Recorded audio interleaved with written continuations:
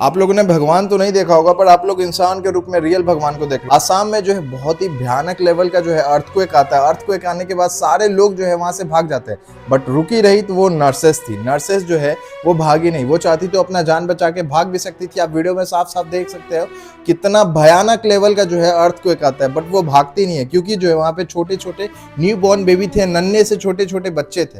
उन लोग को जो है चोट ना पहुंचे, उन लोग को कोई चीज हिट ना कर सके, अपनी जान की परवाह किए बगैर जो है वो सारे बेबीज को जो है, जितने भी वहां नर्सेस थे वो लोग सारे अपने हाथ से जो है कवर कर लेते, ताकि जो है उन बच्चों को कुछ भी ऊपर से गिर के वॉल वगैरह हिट ना करे। भाई भगवान आपको फोटो में दिखते होंगे, बट एक्चुअल में आप लोग रियल में रियल भगवान देख लो।